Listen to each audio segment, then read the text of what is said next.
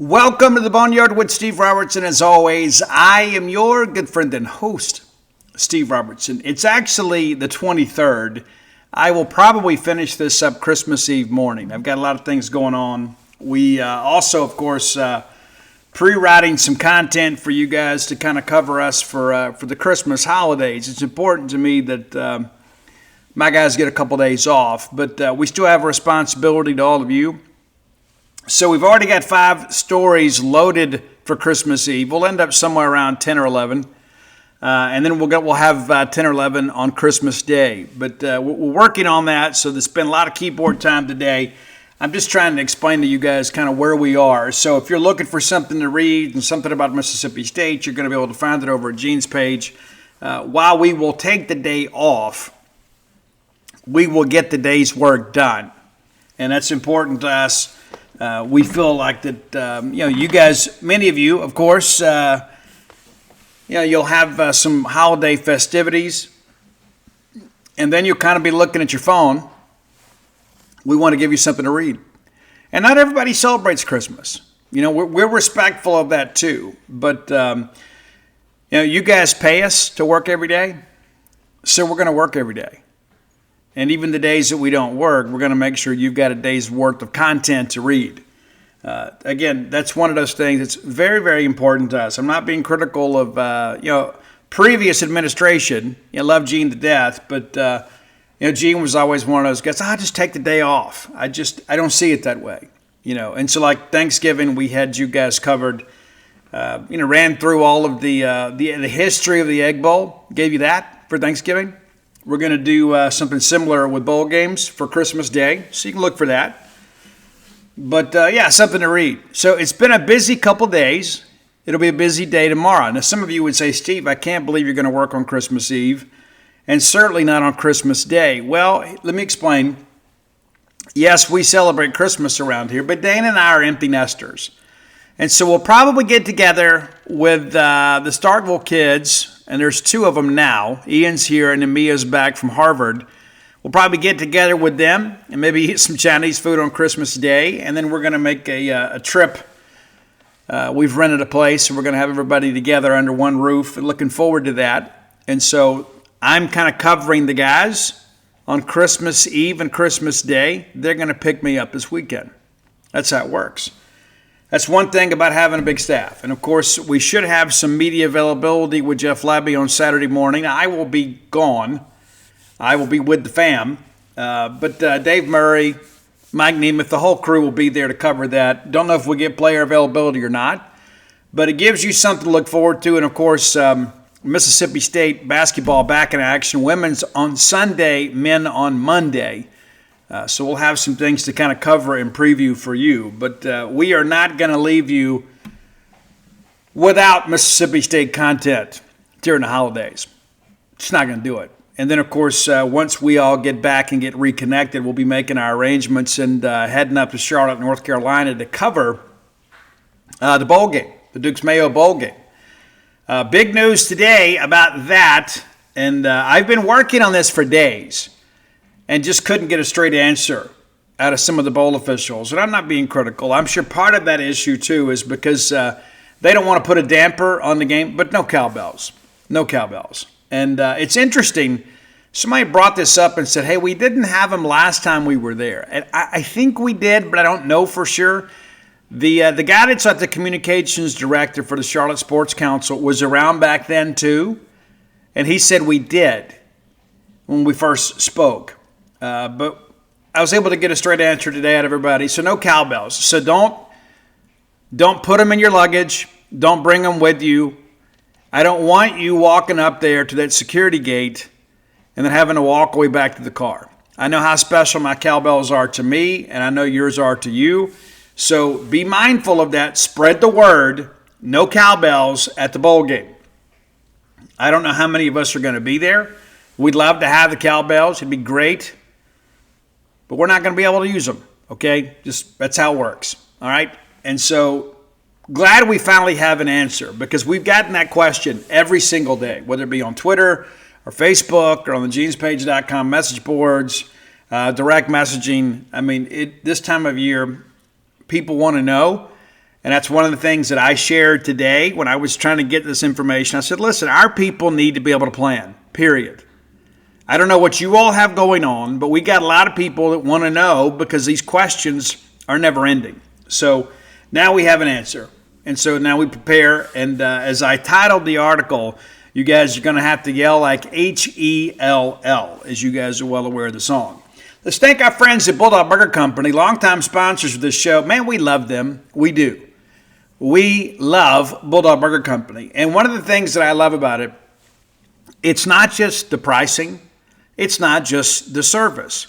It's not just the locations. It's not just the ambiance. It's the quality of food that I get when I go there. Listen, you wouldn't continue to go to a place if you didn't enjoy the food. It didn't matter how nice a place it was or how nice they treated you. If you sat down and you picked up a fork and started eating and you're like, hey, this just isn't great, you wouldn't go back. So all of that other stuff is a bonus in addition to the quality of the food that they provide at Bulldog Burger Company. 3 great locations to serve you: University Drive in Stark Vegas, Gloucester Street there in Tupelo, Lake Harbor Drive in the Ridge and Flowood area. Find your own favorites. Mine is the Pimentology at Bacon. I also am kind of partial to the Bryant and the Lauren. I like that Freshman 15. Just kind of depends on what I'm in the mood for. But you can't go wrong with the Bulldog. Just a good straight-ahead rock and roll American cheeseburger. And you can get it with whatever trimmings you want. No onions on mine. And when you go in there, say, hey, if you're an onion person, hey, give me Steve Robertson's onions. You can have all of that. I don't even want onions in the kitchen when my food is being prepared because I don't want that devil weed jumping in to my entree. Yeah. So get that chocolate shake to go. You can wash it all down and ride that ride home with a smile. Bulldog Burger Company, the place where people go to meet, M-E-A-T. Okay, it's Festivus today, too. For all of you that observe. So we're going to do this first segment with the airing of grievances, right? I'm going to talk about some things that kind of aggrieve me and as they relate to Mississippi State sports and some other things. I mean, you know how it goes. Once you start going, it's tough. You got to unpack a lot. So there are a few things that may hurt some feelings. There are a few things that probably should hurt some feelings, and there's some things you're going to agree with, okay? Let's just go ahead and leave that out here. First thing that I want to say, the first thing that I want to put on my list of grievances is division within the fan base. I absolutely hate it. I absolutely hate it. And one of the reasons that I say that is I see the LSU folks, and in some respects the Ole Miss folks for that matter, right? And there appears to be more of a unified front. The Arkansas folks, I mean, it's incredible. Texas A&M folks, man, we do so much infighting among ourselves, and I'm just tired of it. I don't want to be a part of that. I don't. I love Mississippi State. You love Mississippi State. We're never going to agree on everything. But at the end of the day, we got to remember we all want the same thing. We all love the same thing. And so it's important for us to kind of, hey, if we have differences, we can share those differences respectfully. We don't have to get out here and just call each other idiots. That doesn't get anything accomplished, right? And as Mark Twain always says, he who resorts to slander, like he who gets personal first, has lost the argument. And there's some truth in that. We got to stick to the principles and less about the personalities. We got to unite as a fan base. And get behind Zac Selmon, who looks like he's going to be here for the foreseeable future, which I think is a good thing. I do. I think Zac's done some really good things here. And that's another thing that's kind of on my list of grievances. There are some people that have been against Zac Selmon since the day he got here. And maybe it's because your candidate of choice didn't get the job. You know what? That happens a lot in life. But at the end of the day, I'm rooting for Zac Selmon to be successful because that means Mississippi State is successful. And I don't know if you can doubt the track record. I'll be honest with you. I had some concerns when Zac Selmon got the job. I thought, does he have enough experience? Is he a guy that was a nepotism hire at Oklahoma, or has he been trained for this position? Is he prepared for this? And clearly he was prepared for that. One of the things I liked about it is he had, a background in fundraising. That hadn't always been our strong suit. And so he goes out there and puts a record year together when it comes to fundraising. That's an important thing. It is. Especially in this climate, we need every third-party dollar we can get. We wanted a football-only IPF. Mike Leach was like, hey, I'm never going to use it. I don't know why I need it. So we kind of put a pin in that. Zac Selmon comes in and he's like, you know what, I think we do need this. It needs to be a sign that we're going up. And what's interesting about that, in a time when many schools are kind of scaling back on facilities in favor of revenue sharing, Zac Selmon has found a way to say, you know what, we can do both. That hadn't always been a Mississippi State strong suit either. We've never been like, hey, we can do everything, right? And so I think that's important. John Cohen obviously is a good friend. I love John and Nell to death. I do.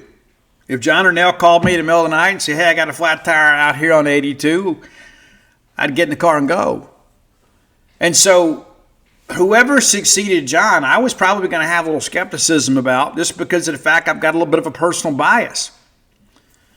I admit that. But Zac has won me over. That doesn't mean that I agree with everything Zac's done, but if you doubt his progress on the fundraising side, I would say the communication within the fan base side, that's an important aspect of it. Listen, and to be fair, he's still learning as we go, right? He is. And the thing that I like most about Zac Selmon is he listens. He does. Every time that we've had a conversation, he is the kind of person that's very engaging. He wants to know what I think. Now, he may not do what I want him to do. He may not even agree with me.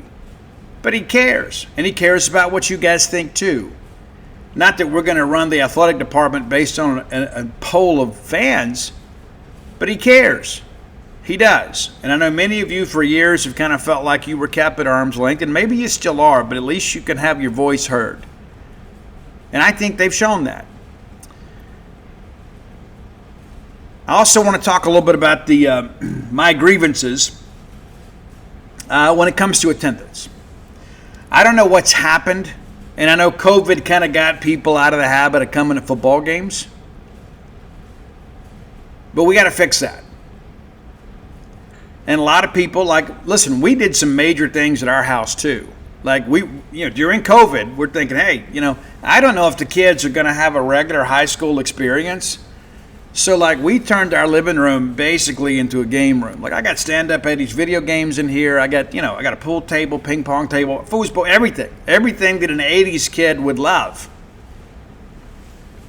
And we've never changed it back. I kind of like it. It's just me and Dana now in here anyway. And we just kind of go, hang out in bed and watch TV. We don't do a lot of recreating in the living room.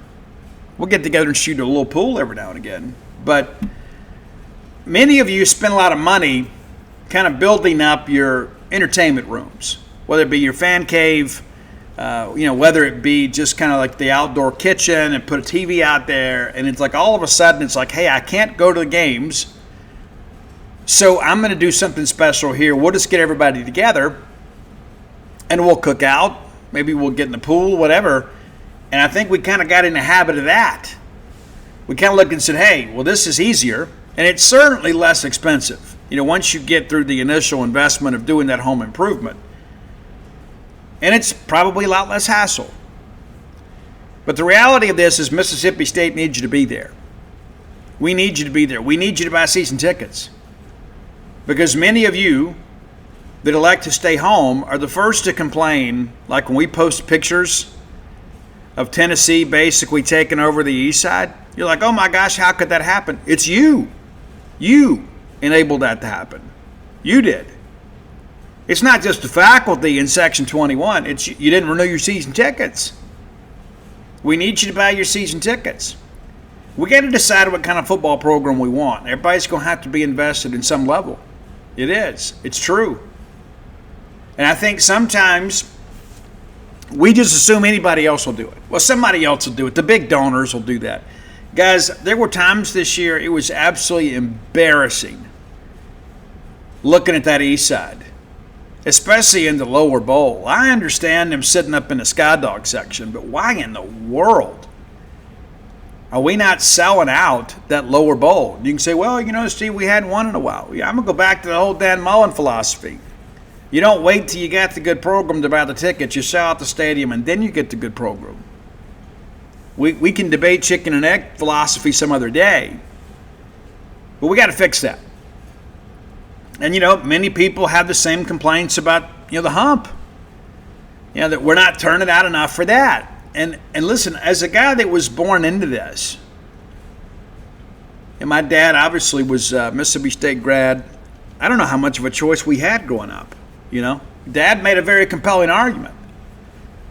I've had opportunities to cover other programs and other sports and things in my career, but I was like, this is the people that I care about. This is the team that I love. I would rather do this.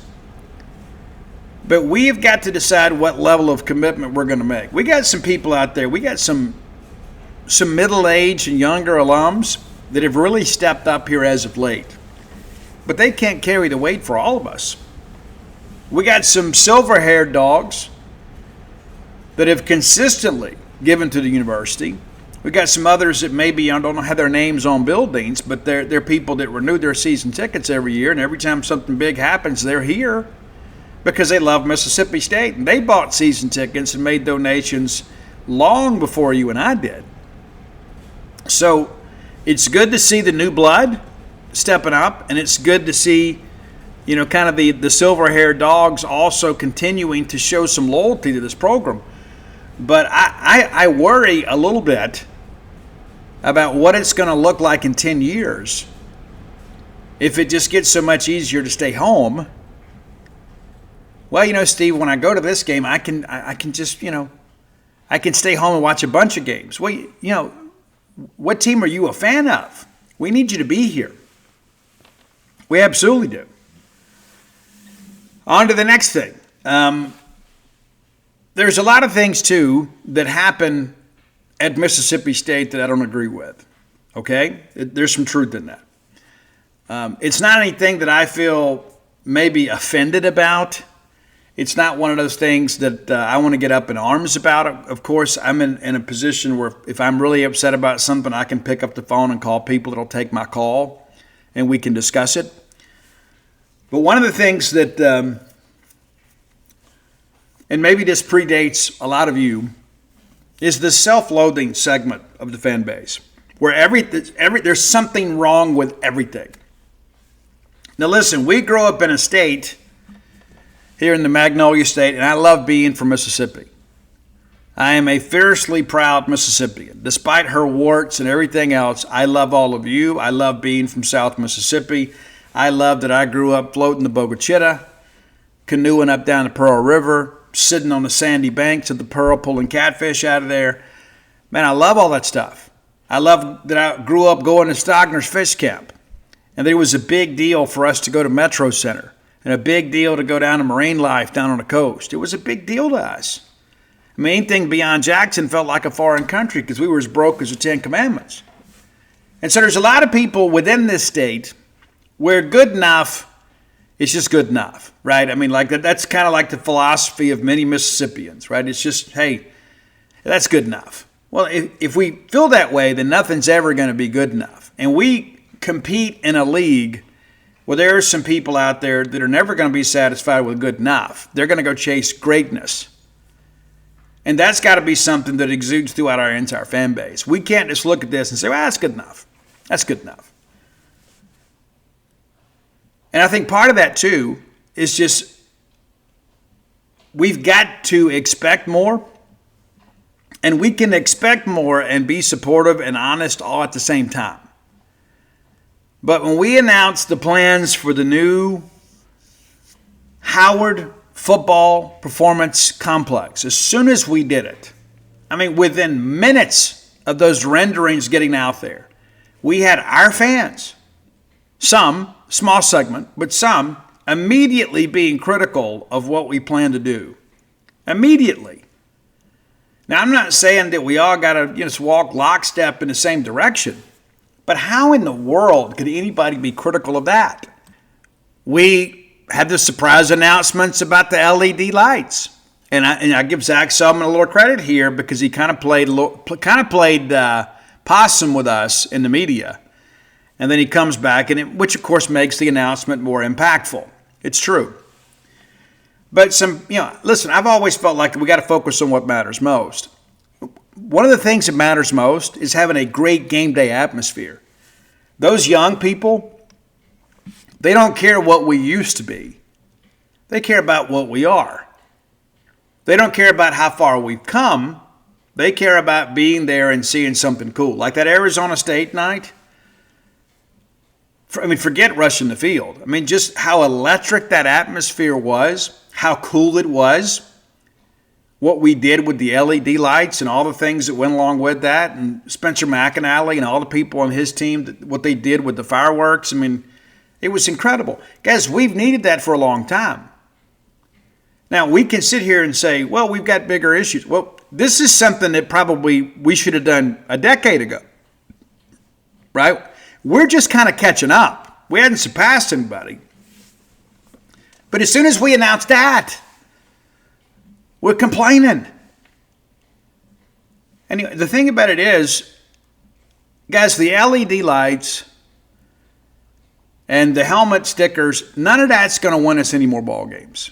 Okay, I know this. And you do too, right?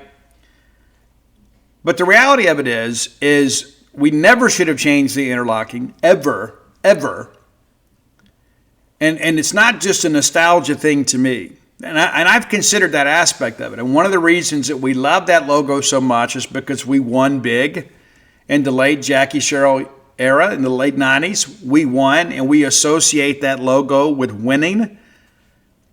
But at the end of the day, I think it's our best branding for football. And some people would argue we just need to have one consistent logo. I just disagree with that. Most schools don't have one consistent logo, at least not in this conference. Outside of maybe Alabama, right? Auburn, maybe. But there are a lot of schools out there that have kind of basketball-specific schematics, baseball-specific logos. So it's not like we're breaking ground here on new territory. But we needed to recapture our best football branding. And listen, I kind of like the state script helmets too. I like it on the 50-yard line. I love the state script. But I don't love it as much as I love the interlocking MSU. And I've never thought the banner M worked well on a helmet. And listen, of course, in the DAC years, we didn't mind it quite as much because we're wearing maroon helmets. But like those white helmets with the maroon banner M, I think it looks cheap. And you're welcome to disagree. I don't have the corner to market on good ideas. And I know that we're never going to have a unanimous vote on anything. But can we give stuff a chance before we start being overly critical about changes that we make to try to further the athletics department? Who needs Ole Miss Rebels when we have people like that? Honestly. How does that advance Mississippi State? We all claim to love Mississippi State University. Every one of us. And some more than others, right? Because some people, whether they want to admit it or not, they can take us or leave us. They'll show back up when we're winning big instead of they've been there all along, right? That's just how it works. We need those fans too. Mississippi State needs every fan we can get. But I think in order for Mississippi State to look and appear more attractive, we have got to do a better job ourselves, because you and I both represent Mississippi State. You go out there and you put that logo, you put that Mississippi State logo as your profile pic on Twitter, Facebook, whatever. You kind of made yourself an unofficial spokesperson for Mississippi State. It's something we should be proud of. And that's how I feel about it. A couple of quick hitters before we get out of here. One thing I'm going to say, we're talking about airing the grievances. Guys, stop pretending that you're so hard, right? Just stop it. Stop. You're embarrassing yourself. it might impress your little internet friends that are also insecure little wannabes. Stop it. Just be a good person. Let's stop with all of this keyboard cowboy nonsense. It's ridiculous. You're embarrassing yourself. It's just that you don't have strong enough friends to tell you that. I'm telling you now. Stop trying to pretend you're so hard. You are not hard. And you know what? Not everybody needs to be. It's okay. It's just ridiculous. It absolutely is. One last grievance I'm going to make. When I begin to think about our Mississippi State leadership, and of course, I maybe have a different point of reference because I have written so many books about Mississippi State history.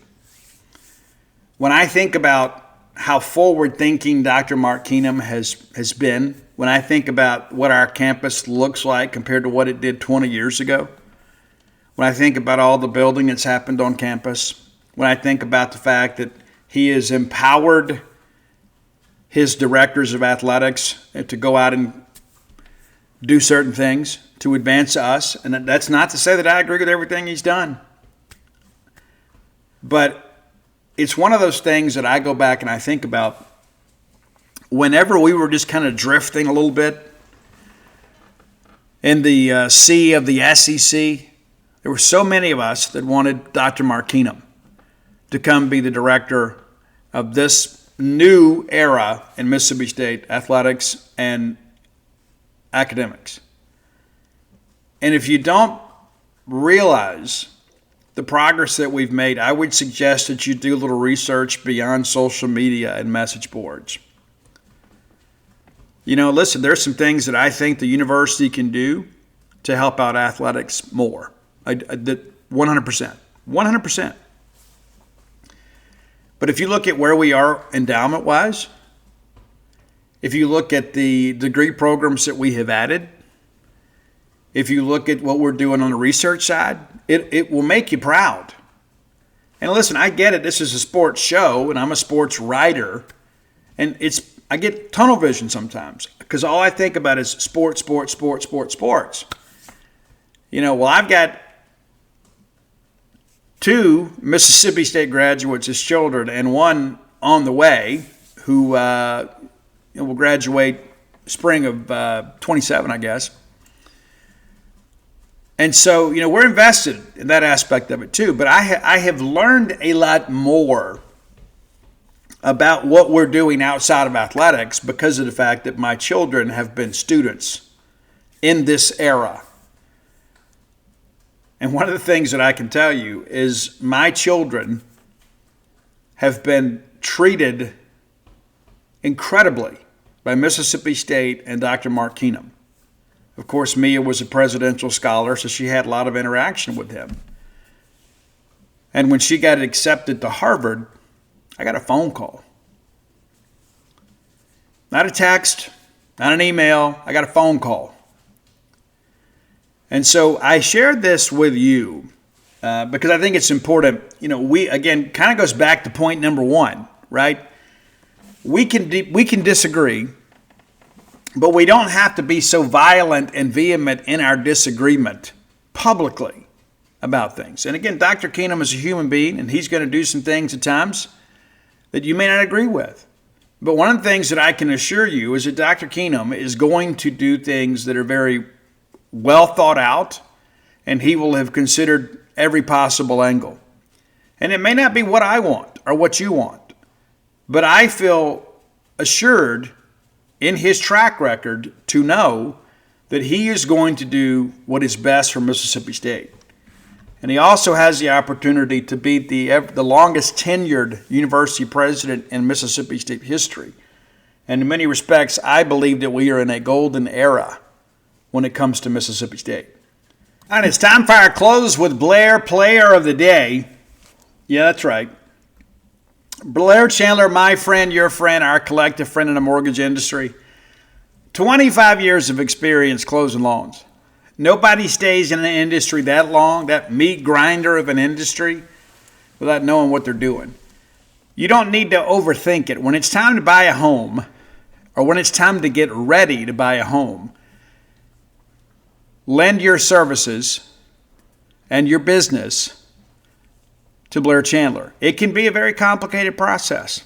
These underwriters at times, guys, I've had experiences with them, and I can tell you, they want like a pint of blood, a lock of hair from your kid's first haircut, a note from your mom. I mean, there's a lot of things that they ask for.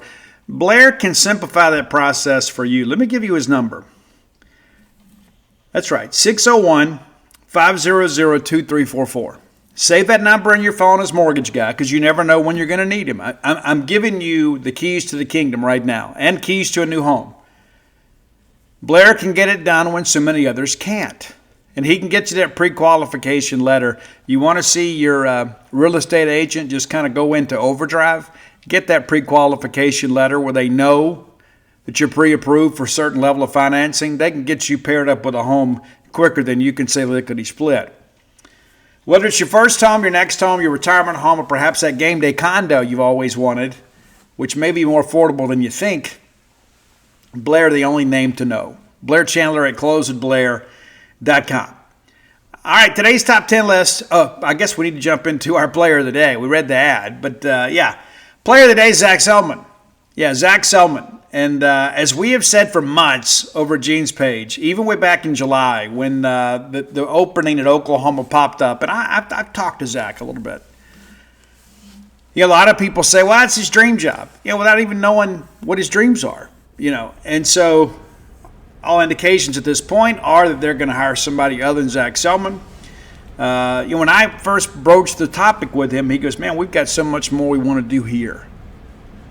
And I think that's an aspect of this. I have said from the beginning of my fandom, I don't want anybody here, from the coaches to the cleaning staff, that don't think it's the best job they've ever had. And they don't think Starkville is a wonderful place. And a lot of people have had a lot of things to say about Zac. But I think when you look at the last year, I don't know that anybody's had a better 2025 than Zac Selmon. He goes out and hires Brian O'Connor, has a school record fundraising effort, gets the interlocking back, gets the LED lights thing done, and then in addition to that, has found some more capital to help us be more competitive on the football field. The opening, the renderings of the IPF, the announcement of that, and so it's been a great year for Zac Selmon, and I'm expecting even bigger things in 2026. I hope you guys are as well. Now it's time for our top 10 list, brought to you by Kalido Guitars. And we're not going to have really any guitars on our list today, but you may have a guitar on your wish list. Whether you get it or not, maybe it's time for you to upgrade your rig. Whether you're looking for a beginner guitar, an intermediate guitar, or a professional grade guitar, you can find it at Kalido Guitars. They specialize in stringed instruments. It's not just guitars. You may want to get a ukulele or a banjo or anything like that. The more classical instruments, they can help you with some of that stuff too. And it's going to be so professionally set up too. When I got my guitar from them, I couldn't wait to play it. It comes out of the box ready to go. It's already set up. I mean, all I had to do was like pull that little plastic sleeve off. You know what I mean? That's it. Plug and play, baby. And I love it. I love that guitar. It is the best sounding instrument that I have ever owned. It is the most beautiful guitar that has ever graced my hands, and I'm so privileged to have it. You need to have an instrument that you feel that same way about. Go find it at KalidoGuitars.com. I'll give you a promo code too. You can use it in person. If you stop by their showroom in Lake Jackson, Texas, you can use it there. If you call on the phone and speak to Daniel, that's chances are who's going to answer the phone. Bulldog through and through. You can use it, or you can use it online. But the promo code is BSR. That gets you a 10% discount off their already low price. That gets you no shipping. That gets you no sales tax unless you live in the state of Texas, and they're going to make a 5% donation to the Bulldog Excellence Fund. And we've had some great testimonials from some Boneyard listeners that have trusted me, and they've tried it out. They're thrilled with their instruments. They're thrilled with the quality of service and expertise they've been able to receive. this is your guitar shop, KalitoGuitars.com. All right, top 10 Christmas movies. It's Christmas Eve for most of you, and we could do Christmas songs. We've done that so many times over the years. I feel like we're just kind of rehashing that. Like last year we did like all Christmas week. We did like a metal Christmas and then like a pop Christmas. And I thought, you know what? We haven't done top 10 Christmas movies. Now, there's no Bad Santa on the list, even though I do like it. And I do like Billy Bob Thornton. And I do think the ending is good. It is kind of raunchy at times, for sure. But you've got some people, obviously, that don't know the true meaning of Christmas. And by the end of it, they kind of do, you know. But it's not something you're going to watch with your kids. Here are some other ones that I enjoy. Number 10 is Plane, Trains, and Automobiles. Steve Martin and John Candy. Saw it in the theater when it opened. Absolutely love it. There's so many great John Candy one-liners in that. And God rest his soul. What a great comedian he was. Going back to Stripes and everything else. But I think this is one of the best collaborations of John Candy's career. And again, by the end of it, you kind of learn the true meaning of Christmas. You know, Steve Martin got to a point where he didn't really like John Candy in the movie. By the end of it, everybody's having a great Christmas. Number 9 on my list is Scrooged. I love it. I do. And again, saw this in the theater when it opened. I know I'm dating myself a little bit. But, you know, kind of a modern take on the Scrooge. And, you know, it's just, I say modern take. It came out in the 80s, I guess. But I think you'll have some fun with that if you're unfamiliar with it. Number 8, I like the old school version and the new school version. You know, Taylor Momsen, of course, was in Grinch. But it's How the Grinch Stole Christmas. Many of you dress up as the Grinch and go run around and scare kids, and that's not really what the spirit of Christmas. Their videos are funny. Don't stop sending them to me. But I don't know that you should do that. I do enjoy it, though. Number 7, it's Home Alone. And yes, it is a Christmas movie. It's not just one that was set at Christmas. But, you know, Macaulay Culkin obviously became kind of America's little brother. Hadn't always worked out well for him. He's had some issues. A lot of people do. All of us do. But Home Alone is great. And again, it's one of these things, too, that by the end of it, you know, makes you really think about your own family. You know, pretty special. Number 6 is The Santa Claus. My kids wore this movie out. Absolutely wore it out. We watched it all the time. Like you could, during the month of December, if you walked through the living room, this is one of those things that was a good chance it was going to be played. And these movies kind of get kids kind of primed for Christmas. But, yeah, Tim Allen, of course, you know, becomes Santa Claus. In case you haven't seen it, I want to give you a spoiler. But, you know, the relationship between he and his son are not great. And as the movie goes along, the relationship gets better. And there's a new belief in the magic of Christmas and a family. Number 5 on our list is Die Hard, and I will not listen to any Die Hard slander. It is a Christmas movie, and I love the fact that it is, and I love the fact that people talk about it so much.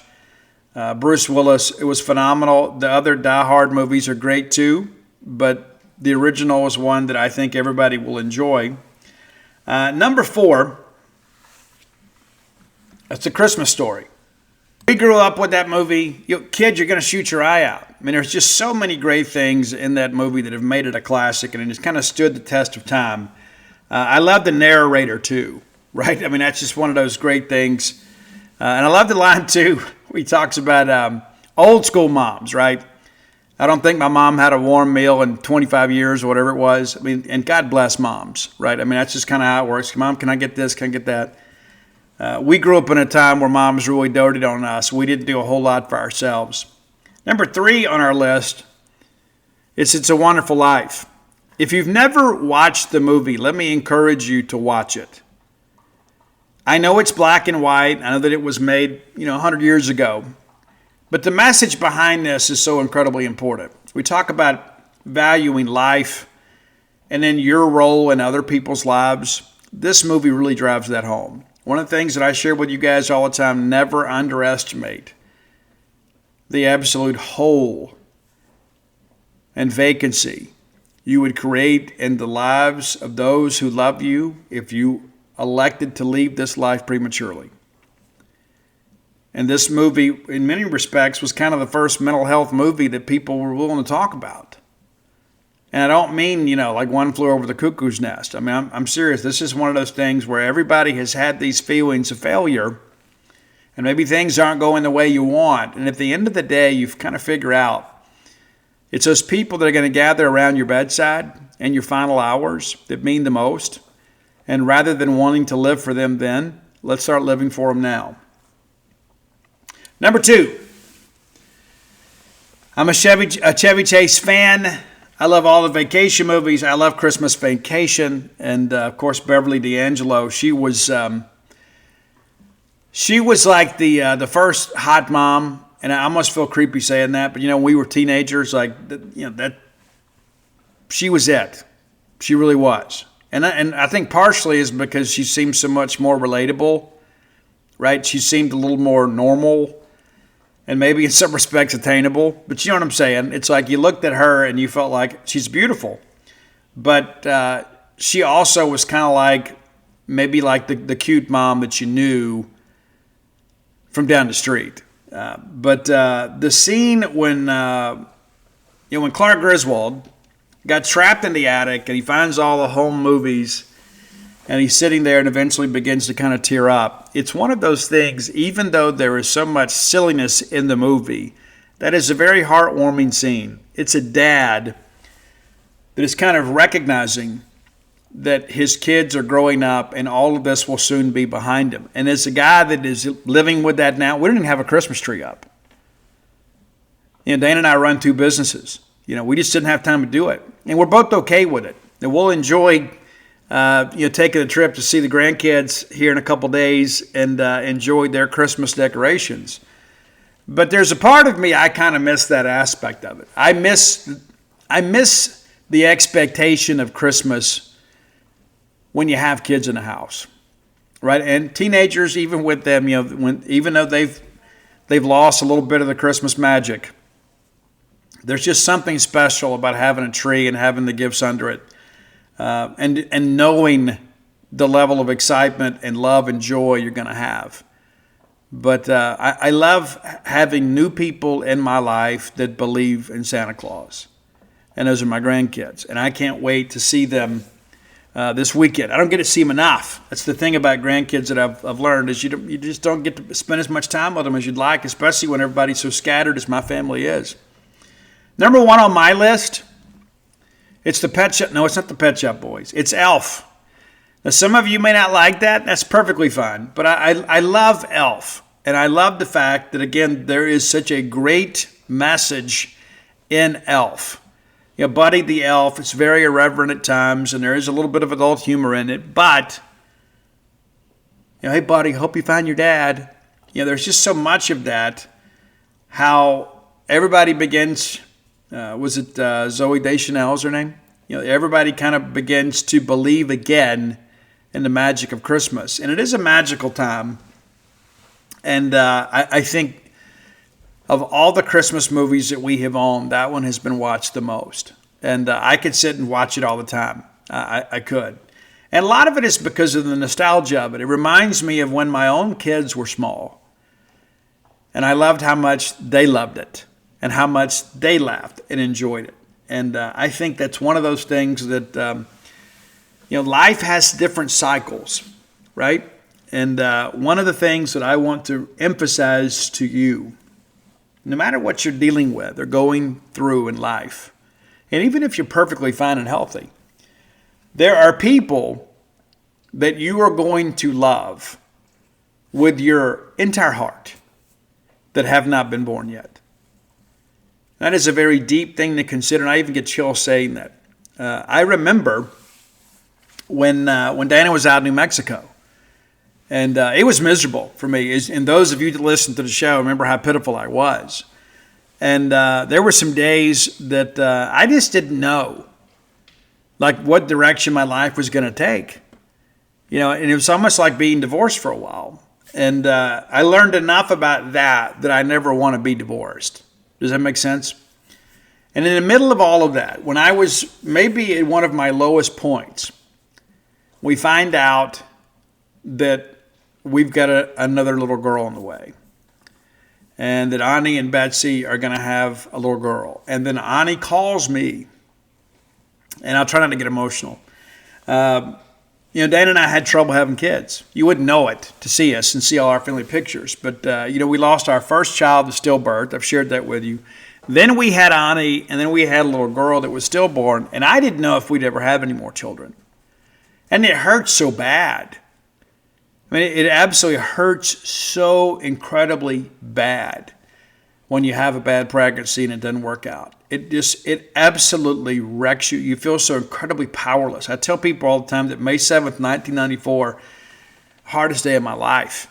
And that's the day that we lost Stevie, our first child. And I don't remember the date of Lily, and I'm sorry. But Ani, being the great son that he is, he calls me and says, hey, we'd like to name her Lily and Reagan and call her Lily after his first baby sister who was stillborn. And it made me realize that maybe I had done some good things as a father. And of course, Reagan is my baby sister, and my children absolutely love her. They absolutely adore Reagan. They love all my sisters, but I got to say, Reagan's probably the favorite. And I can't really describe why that is, maybe because she was a little bit younger when they kind of came along, and maybe they've kind of grown up with her. But he wanted to honor his Aunt Reagan and his sister. And so we were going to call her Lily Ray, but Lily has stuck.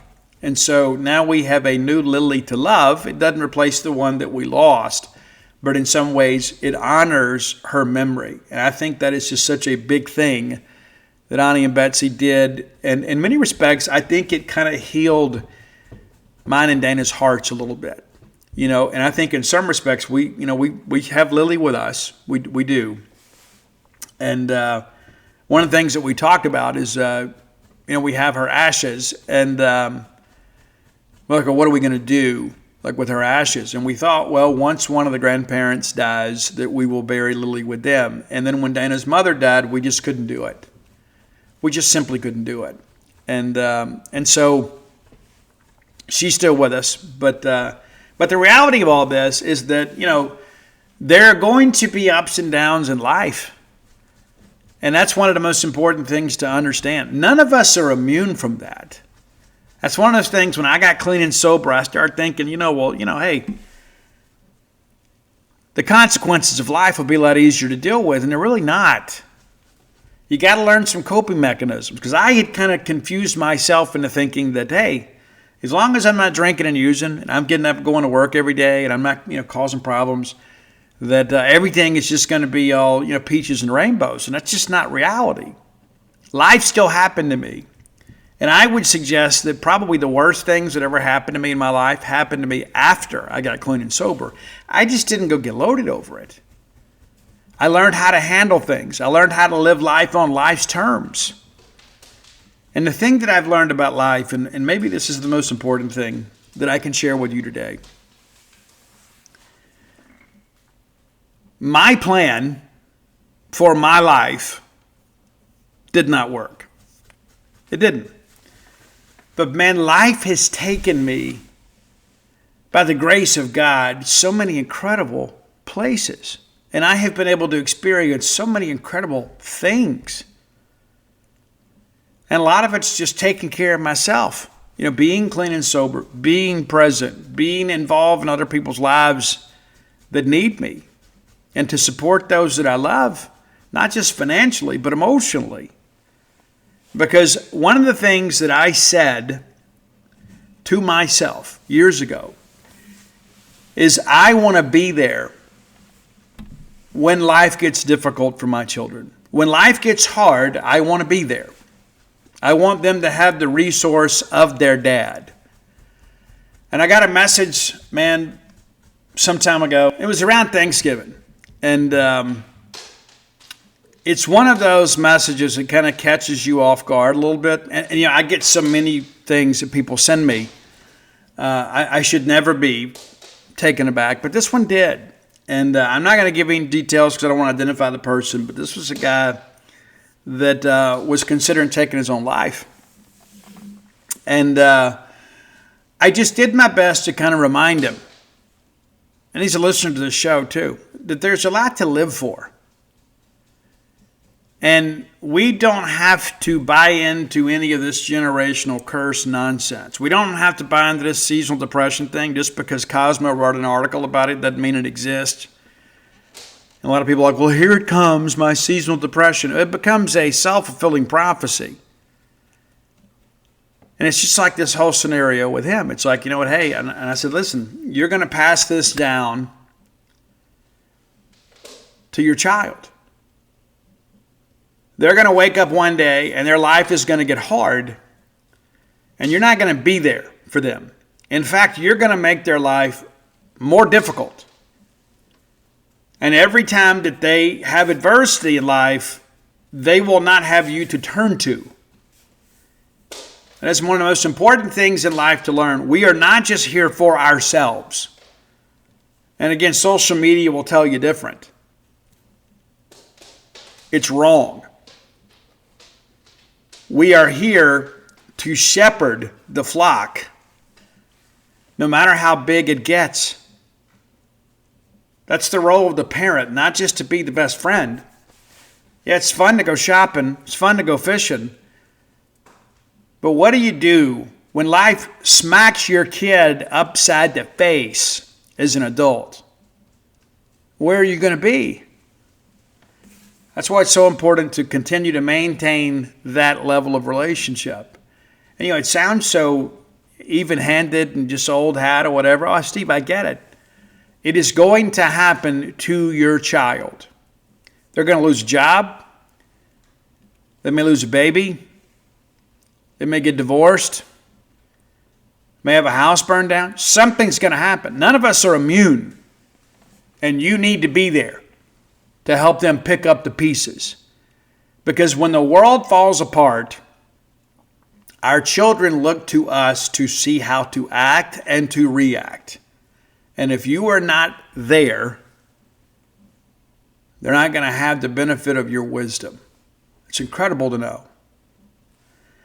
If you have ideas for the top 10 list, reach out, let us know. Best way to do that is to hit up my friend, Roy Samonti, on X at Dogmatic67. You can find our great music list on Dogmatic67 on Spotify. He promises to get caught up during the holidays, so we'll see how it goes. But we'll give him a little bit of a break today. Movies. And you can find me on all forms of social media at Scout Steve R. All right, next segment of the show brought to you by Campus Bookmart, a Starkvillian institution. We love Campus Bookmart, and chances are there's going to be some Mississippi State merch you had your eyes on that you don't get for Christmas. So be prepared for their after-Christmas purchases. You can stop by and see them the next time you're in town to see the Bulldogs play. But if game day is not a good shopping day for you, maybe you can't get off work in time and stop by there before the basketball game, visit them online at campusbookmart.net. And by being a loyal listener to this show, we'll give you a promo code. Again, you know it well. It's BSR. Beautiful Steve Robertson. That gets you free shipping on all orders over $75. Any order less than $75, absolutely incomplete. Mom, I've been telling you for months, everybody wants new Mississippi State merch. If you have bought some from Campus Bookmart, you're going to win Christmas. It's true. You are. And maybe after you return some of those gifts, that those socks and maybe those ugly ties, and you get your cash back, maybe you can spend it at Campus Bookmart. That's money well spent. Campus Bookmart. All right, there is some proposed changes in college football that I don't know if you're aware of, and that's why you listen to the show. We've had this discussion for some time about the 5 for 5, right? Just eliminate the redshirt year completely and give everybody 5 years of eligibility. I'm somewhat in favor of that. But the concern is how it changes the recruiting dynamic. Because if guys are going to stay longer in school, and play longer in school, then you're going to have some other young people that don't get the opportunity. And I think especially for about 4 or 5 years there, you're going to have rosters that don't have as many players that leave or graduate and move on to the NFL or whatever. And so there's going to be less roster spots for a few years in there that will negatively impact the ability for young people to obtain scholarship offers. The math kind of suggests that. Some have said that's one way to revitalize junior college football. And there's probably some truth in that too. But you would have some Division I athletes, maybe fringe G5 guys that go to JUCO, get some seasoning, and maybe that makes them SEC athletes after a year away from home to kind of physically, mentally, and emotionally mature and to get better on the football field. There is a counter proposal that's out there that some believe, hey, let's lift the threshold on the redshirt year from 4 games to 8. So you can play in as many as 8 games and then keep your redshirt year, which is a bit of a compromise between what we have in the full 5 for 5. When it's all said and done, though, it's still kind of 5 for 5, because how many freshmen are actually going to play in 8 games as freshmen? Not very many. So that may be a scenario that makes some sense for us. One of the things they're also talking about is, and I think this is a good thing, giving some flex days for practice for the spring, like to kind of release the hard deck that you have to have spring practice done by a certain date. They're talking about moving that date back into the summer. And one of the benefits of that is you've got some high school guys that maybe aren't early enrollees and they graduated in May. And then you have kind of a kind of OTA, some practices that you utilize in maybe June and early July that give them a ramp up to fall practice, so it's not so overwhelming, but also too it puts them in a position where they could possibly play as freshmen. If you couple those things together, we might have a workable compromise, because those spring practices, we do it so intensely. And in the middle of that, we're going to school, we're working through finals. In the event that we gave that freedom to do some of that in June, because guys are in summer school in June. That's one of the reasons so many of them graduate early and some even get their master's degree in 4 or 5 years. I think it gives, number one, it makes spring football maybe a little more meaningful.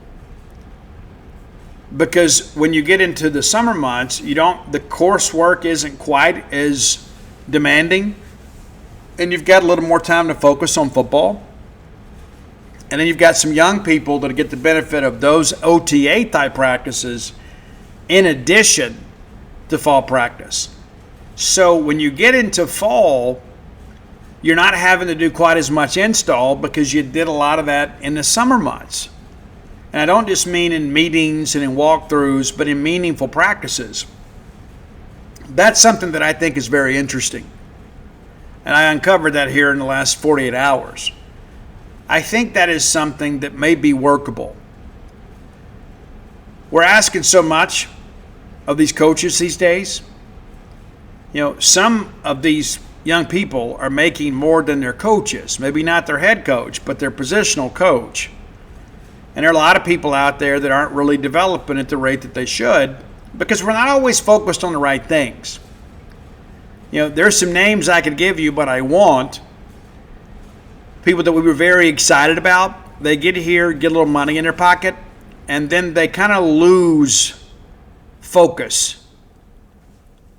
And then you're like, well, man, why are they in the portal? Well, they turned into a turd, man. That's part of it. And we've got to do a better job with the NCAA, with the SEC, with these NCAA member institutions, is giving these young people some financial counseling. I can only begin to imagine with so many of these 1099s, the kind of tax burden that some of these young people are going to put themselves in. How many of them have actually had some financial planning? How many of these people have actually had somebody sit down and say, hey, you need to put this money aside to pay your taxes? As young people, we all think that everybody gets a refund. Well, when you're a 1099 and not taking any taxes out of it, tax man's coming. That's an aspect of this that I think is kind of overshadowed at times. And for 5 years, if you're just a 1099 person over and over and over again, and you're in college, all of a sudden you get done with all this, you could put yourself kind of in an irreparable situation. I thought Kirby Smart had some interesting comments in case you haven't seen them. They've kind of gone viral in the college football community. We talk about the importance of the bowl practices, and obviously Georgia gets that every year. But Kirby made some interesting comments, and I can't say I always agree with Kirby Smart. I mean, obviously the timeout, when he said he was clapping against Auburn, I still think that's ridiculous. But Kirby said, hey, December is when you've got to get better. If you are, like he says, everybody is announcing. Some people are announcing they're going in the portal. Some people are announcing they're coming back. No matter what you're announcing, you've got to take these practices to get better. Whether you're leaving for another program or you're returning or you're trying to showcase yourself for the draft, you have got to get better. One of the things that is a crippling reality for a lot of people and student athletes and in life is that one of the problems that you're going to continue to run into is you're just not good enough. Now, you can do one of two things. You can kind of accept where you are and then go find a level of competition where you feel like that you can thrive, or at least where you belong, or you can better yourself. There's so much of that in life that some people just feel like they've already made it. They've already arrived. One of the most important things in life, one of the biggest lessons you can learn is to never arrive. And when we're giving people tens to hundreds of thousands of dollars, they feel like, well, hey, I've made it. Not realizing that when they get done with this, they're going to have to go get a real job. And what's going to happen to these young people when all of a sudden they have to go take a job in an entry-level position somewhere, making half of what they were making in college as a football player? Is it any wonder that everybody wants another year? That's one of those things that we deal with all the time. Oh, they're going to go file for a waiver. They're going to file a lawsuit. They're trying to get another year. And we've even had some people that have filed lawsuits saying that they were denied the opportunity for NIL funding, so they deserve another year. Now, thankfully, many of those lawsuits are being tossed out. And so we think all the time about, hey, this guy's leaving this program and this guy's leaving this program and this guy's coming in. But there's so much of this where we just want to stay in this level to continue to receive that level of compensation because maybe we haven't been responsible with our money for 4 or 5 years. Hey, we need another year to keep the money flowing, but also too to kind of level the deck a little bit. That's an aspect of this that I think is very interesting. And, we've had some guys that have gone out and, tried to get another year and hadn't always worked out. Now, Will Whitson, of course, he obviously has a case for a hardship waiver. He was injured last year, only played in 4 games, and said, hey, I'm trying to go pro, but I didn't put enough on tape to go pro where I think that I'm going to get drafted. So I'm going to take the redshirt year, then I'm going to transfer, and I'm going to go to Mississippi State. And then 2 games into this thing, I get hurt in the second quarter of an Arizona State game where I'm actually playing pretty well. So he's played 6 games in 2 years and has had 2 years shortened by injury. That's a case you can make. And we do expect that waiver to be granted. And, of course, he's already announced that he plans to return. There was never any question about that. There wasn't any question about him having a case. There wasn't any question about him coming back. We've recently had, Dwight Lewis, and a very, very good story last year. Maybe he hadn't been the player we hoped, but a great young man. Wish him the best. There's a lot of good things about Dwight. Released a statement last night as he declared that he is going to enter the portal. that he believes that he has another year of eligibility. Well, what we know about how the NCAA views eligibility, he shouldn't have another year. His situation is much different than Will Whitson's because Will's seasons have been shortened by injury. Now, Dwight Lewis, again, great young person, redshirted in 21. Only played in the game in 22. And then he was a full-time starter in 23 and 24. So he shows up at Mississippi State with 4 years of college ball under his belt and another year to play and kind of run out his eligibility clock. And he's played in all 12 games this year. And he said in his statement that I had multiple redshirt years at Marian University. That's not really the case if you go back and look at it. So he has the redshirt year, and then the next year only plays in one game. I'm not aware of any injury situation, and maybe he had some, but I'm not aware of that. And I don't think that's the case. And so to call that multiple redshirts, I think may be a little disingenuous, but he knows his situation more than I do. I just don't know that he is going to have much of a leg to stand on. I was asked today about Jamil Burroughs. Jamil Burroughs is in a similar situation, even though he hadn't played 4 full years of football. There is an eligibility clock out there. He signs initially with Alabama and then makes a late transfer to Miami because he was dismissed from the team. And because of the timing of the transfer, he had to sit that year. It's not an immediate eligibility thing. He did it after the window had closed. So he had to sit. Well, the clock still runs. Your eligibility clock still runs. He's only really played 2 years of full football. But his clock started, and we're like 5 years into this thing now. And so, no, don't expect him to have a waiver granted. He didn't really have a case. Now, you never know what a judge may say, right? And there's people out there, obviously, that are kind of building a career around that sort of thing, challenging the NCAA in court. But the one thing where the NCAA has had some wins are in these eligibility cases that don't involve medical components. Just because you weren't good enough as a redshirt freshman to play several games doesn't mean you get that year back. Just because you decided to take a year away from college football doesn't mean you get that year back. And so, we had some guys that came in, obviously, last year that were kind of one-year guys, and people are like, well, hey, Steve, can we get another year? One of the questions that I would ask you is, do we really want another year? And I think that's part of the deal too, right? Do you get enough juice for the squeeze? That's a $1 million question. Why would I go through all of this for a rotational guy or a special teams guy or a guy that's a fringe two-deep guy? It's one thing if it's a Will Whitson who's a difference maker, and obviously he has a better case, but I'm not going to go to war for a guy that's not making a major contribution. And you're like, well, Steve, we should just do the right thing. Guys, this is not the Boy Scouts. This is Southeastern Conference. We got to do what's best for Mississippi State. We got to do what's best for Mississippi State football. We got to do what's best for Jeff Lebby and his staff. We got to do what's best for all of you.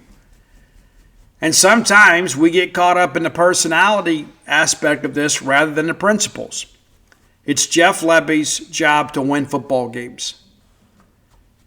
Now, yes, we've made some progress, and yes, we're going to a bowl game, because of the fact that some other teams opted out. I mean, it is what it is. We don't have to sit here and act like we were bowl eligible and we earned it. We've kind of been gifted this. But, we got to make more progress next year. We got to go earn a bowl game outright.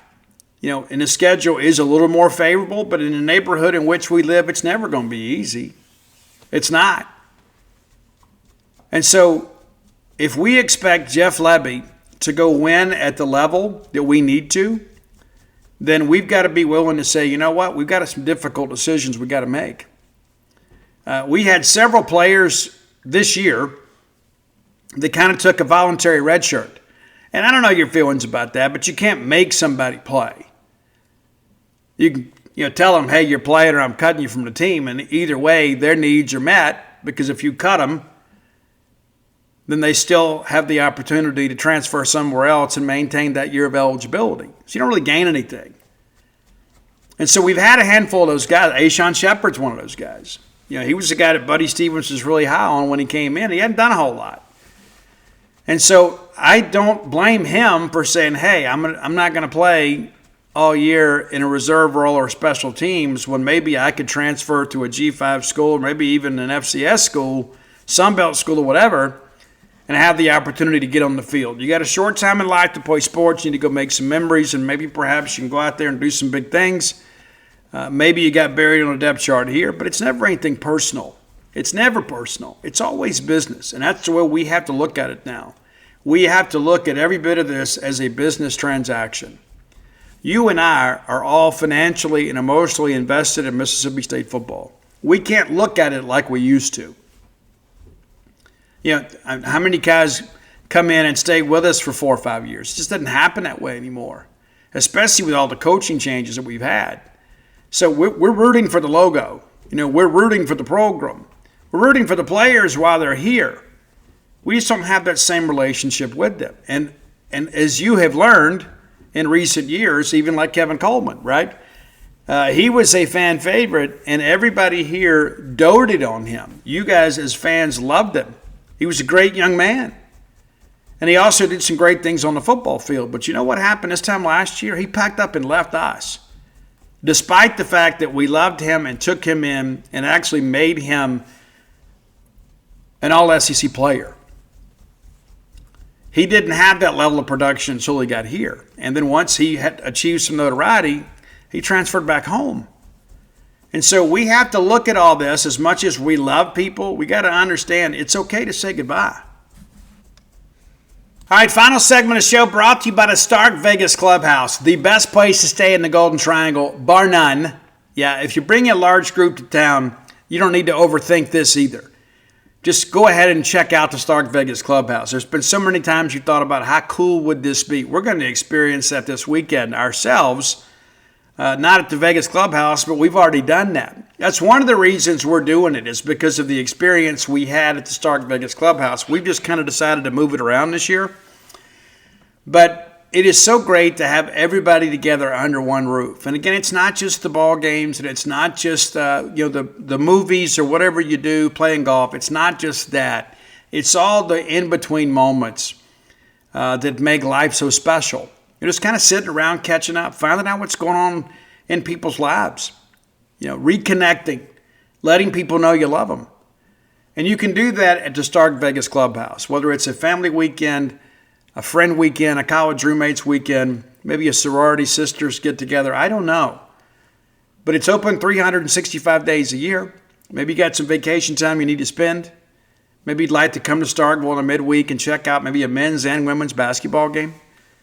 Wouldn't it be great? So Google the Stark Vegas Clubhouse. When you do, their Facebook page auto-populates, and you can see all the pictures of all the amenities available to you and your guest. And after you've done that Google search, you'll see some booking options as well. You get Airbnb, VRBO. You can go that route if you want to, but if you want to save a few bucks, I can help you. Promo code BSR10. That's BSR10, the number 10, gets you 10% off your stay.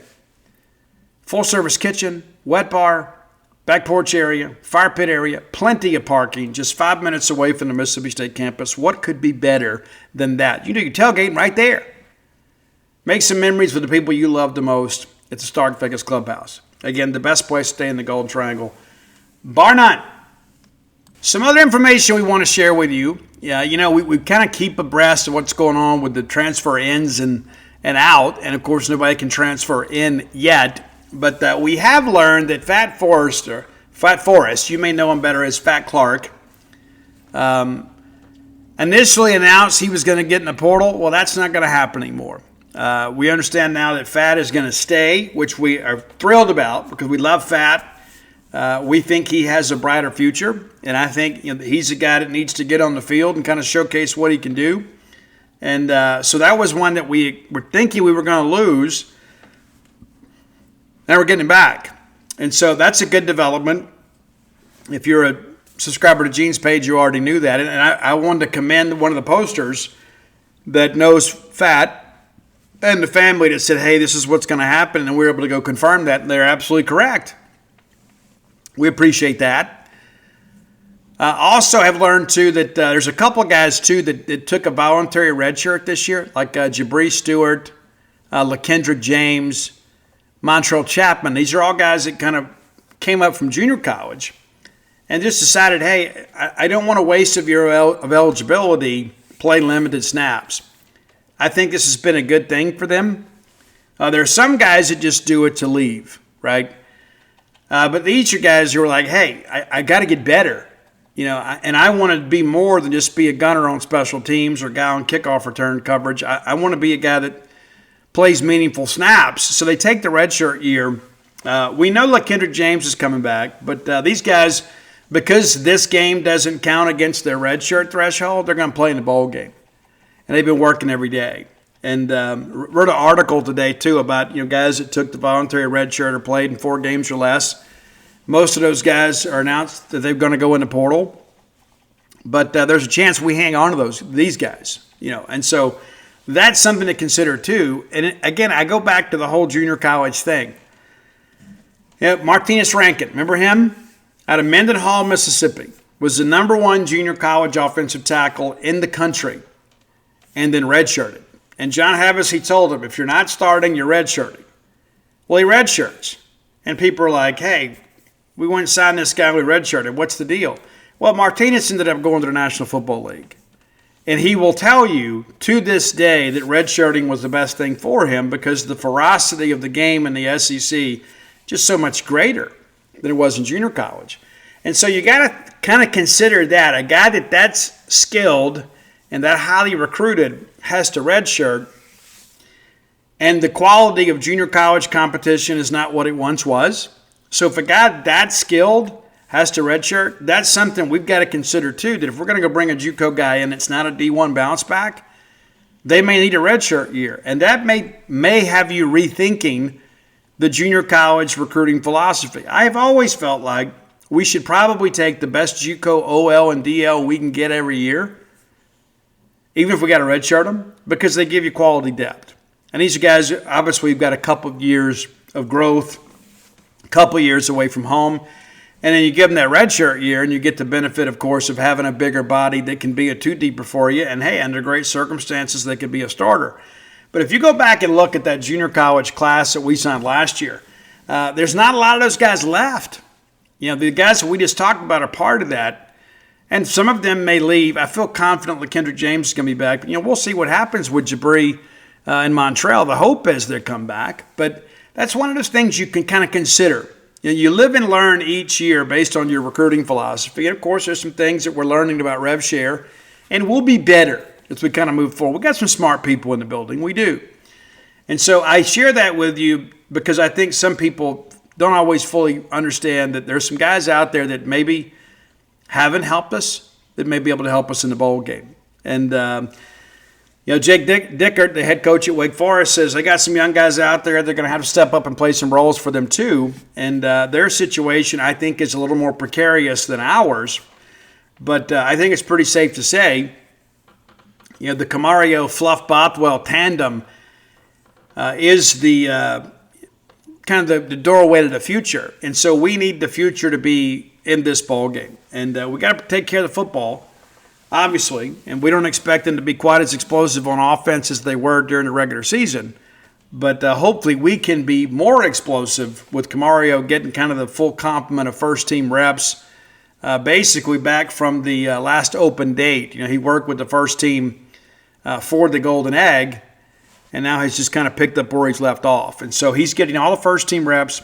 Luke Krobenhock is going to stay with us through the bowl game and kind of be the emergency quarterback, and we certainly appreciate that. He could have been very selfish and said, hey, I'm out of here, but that hadn't been the case. I think it says a lot about him and his folks, and we wish Luke the best. And he signed on hoping to be your starter someday, and now all of a sudden you got a generational quarterback in Camario Taylor that has kind of emerged and is ahead of schedule. I don't blame Luke at all for leaving. I would not waste another year of eligibility not having the opportunity to start. And the reality of it is Camario, not only has he done it on the field, but Camario has kind of galvanized his fan base behind him. It's just kind of a difficult situation for a guy like Luke. And so we don't blame him at all, and again, wish him the best.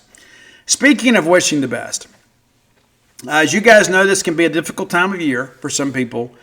Most people, it is a time of celebration. It is a time to exchange gifts.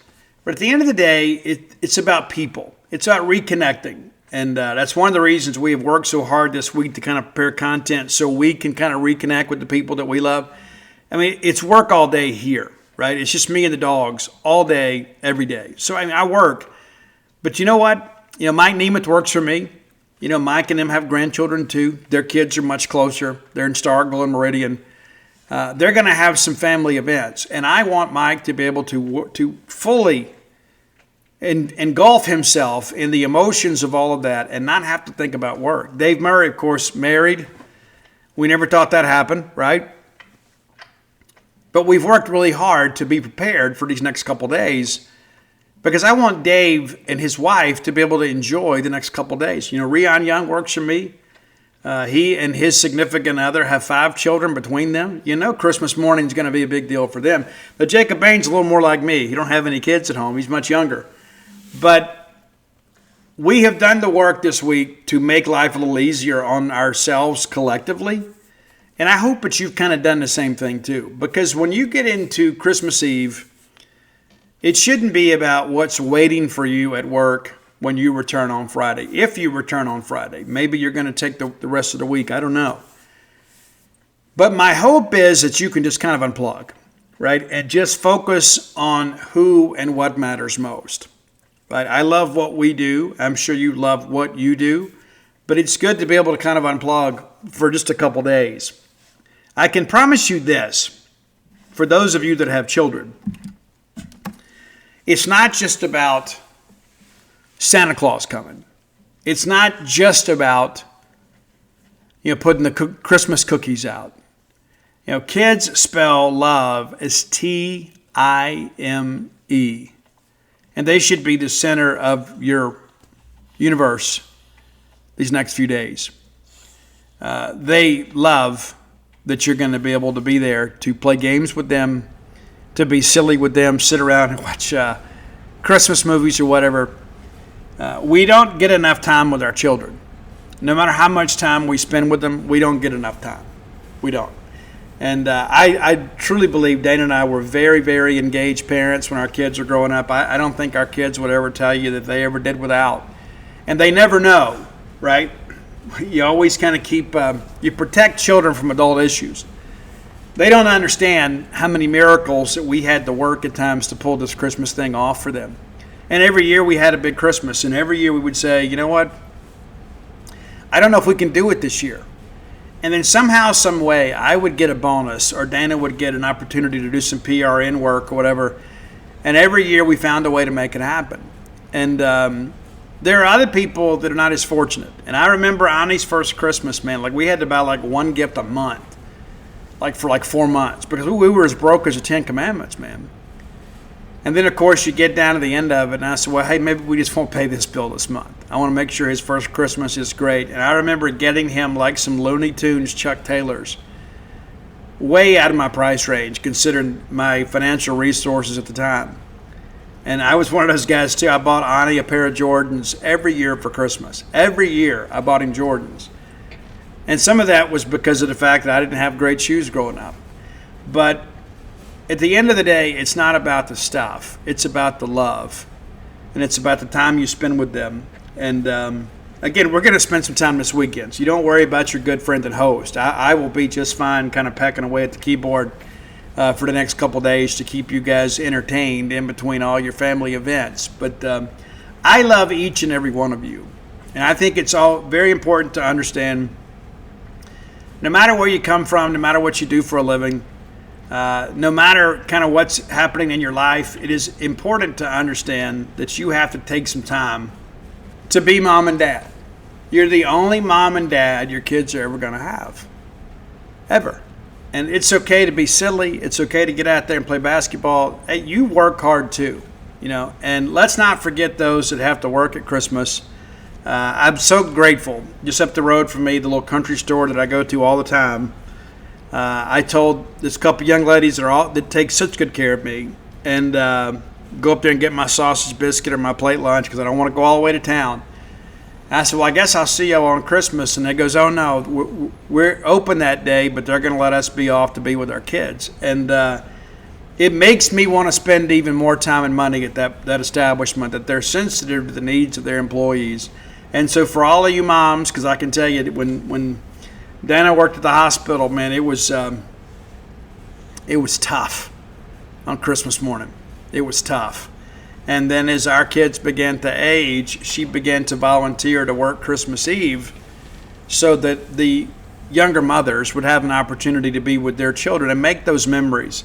Those memories, and I can tell you from an older guy, they are timeless and precious, and they will sustain you for a long, long time. You will look back at times that'll make you a little bit sad, but you got to have the memory itself to be nostalgic about it. Absolutely incredible to think about the great times that I had with my kids during Christmas, and we're going to have a great time this weekend. We are. It's different now. It is. It's different, but it's different in a good way as we have seen our family kind of grow and expand, and see my son become a parent, and to see him grow, and he is such a great dad. And I hope in some respects that he learns some things about watching me.